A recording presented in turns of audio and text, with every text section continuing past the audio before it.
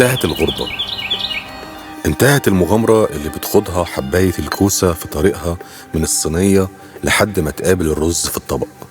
أخيرا اتقابلوا واشتبك مصيرهم في كيان واحد، المحشي. بيقولوا القراية السهلة بيكون وراها كتابة صعبة. نفس الكلام في المحشي، كل حاجة فيه سهلة ما عدا تحضيره. سهولة أكله هي سبب شعبيته. على سفرة واحدة بيرضي ناس ملهاش علاقة ببعض. القطمة اللي بتدوب في بقك بأقل مجهود بترضي الطفل اللي لسه ما خرجش من مرحلة السريلة، وبترضي كبار البيت اللي اسنانهم ما بقتش في أحسن حال، بترضي الكسول اللي عايز يشبع في أقل عدد خطوات ممكن، وبترضي الجريء اللي بيسأل إذا كان لسه فيه تاني في الحلة جوه.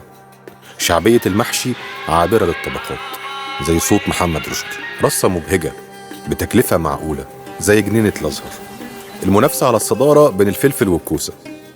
الفلفل بيراهن على مزازة الغلاف الرقيق اللي متقدم جواه كتلة الرز، والكوسة بتراهن على صلابة ناعمة بتدي الموضوع شوية جدية في مواجهة الجوع. وفي خناقة البتنجان الأبيض والأسود بيخسر الأسود لأن غمقانه بروز المرارة، بيكسب الأبيض لأنه قدر يبروز التسكيرة. شروط الشراكة في المحشي صعبة جدا. بيرفض كل أنواع الطبيخ جنبه ما عدا الملوخية. بينتصر للفراخ البلدي على أي مشويات غالية. ومن بين كل الأبيتايزرز اللي ربنا خلقها ما بيرتاحش الحاجة قد اللفت البلدي.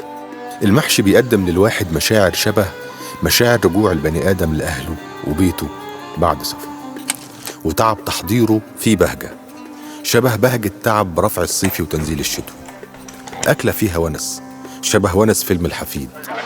وشقق العمارة بتميز الشقة اللي طبخة محشي بالسهولة اللي بتميز بيها تتر برنامج الشيخ الشعراوي.